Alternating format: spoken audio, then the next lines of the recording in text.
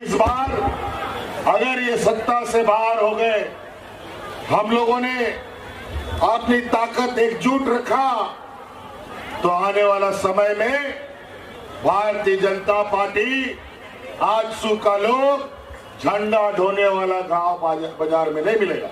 झारखंड में दूसरे चरण का चुनावी बिगुल बज चुका है और दूसरे चरण के लिए चुनाव प्रचार भी तेज हो गया है और इसी कड़ी में जिले के सिंदरी और बाघमारा विधानसभा में बीते दिनों गठबंधन की चुनावी सभा को आयोजित किया गया, जिसमें मुख्यमंत्री हेमंता सोरेन शामिल हुए।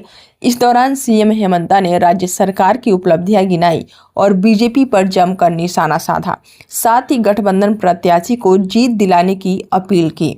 बता दें कि सीएम हेमंता ने बीजेपी पर निशाना साधते हुए कहा कि समिति विचारधारा और सांप्रदायिकता फैलाने वाले लोगों को रोकने के लिए महागठबंधन बनाया गया है। उन्होंने कहा कि लोग हमारे बीच में जहर घोलने वाले हैं, इसको अब झारखंड से खदेड़ना आदिवासी, दलित, पिछड़ों और साथ ही किसान विरोधी यह जमानत व्यापारियों को यह फौज अब झारखंड में नहीं चलेगी। मुख्यमंत्री ने कहा कि राज्य के अलग होने के बाद 20 सालों तक इन्हीं व्यापारी जमात ने राज्यवासियों को ठगने का काम किया।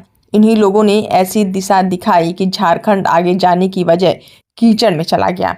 सीएम हेमंता ने बीजेपी को नाम लिए बगैर ही इनके 20 सालों के कार्यकाल में लोगों के जान जाने, किसानों के जान जाने और साथ ही कई बड़े गंभीर आरोप भी लगाए और साथ ही झारखंड से पलायन करने वाले लोगों का भी बीजेपी सरकार पर बड़ा हमला बोला। उन्होंने कहा कि पहली बार 5 साल तक एनडीए को सत्ता से बेदखल करने का काम हमने किया है। इनकी छटपटाहट इस साल 4 साल देखने को मिली। ऐसा दर्द और इतनी तकलीफ शायद इनको कभी नहीं मिली होगी। 1 साल से असम के मुख्यमंत्री झारखंड में घूम रहे हैं, चिड़िया की तरह सुपारी देकर झारखंड की सरकार को गिराने में जुटे हुए हैं। 5 साल पहली बार भारतीय जनता पार्टी एनडीए को सत्ता से बेदखल रखा। उनका छटपटाहट इन 5 सालों में जो देखने को मिला, ऐसा दर्द, इतना तकलीफ शायद उसको कभी नहीं मिला हो।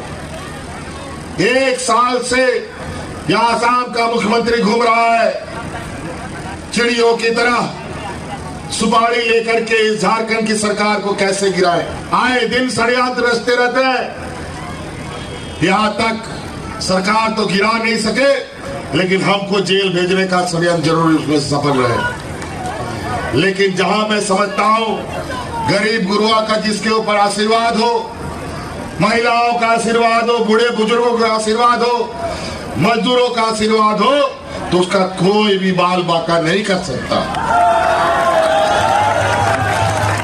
इन 5 सालों में जो हमने चुनौतियां देखी, 20 साल में कभी भी किसी सरकार ने इतनी चुनौतियां नहीं देखी।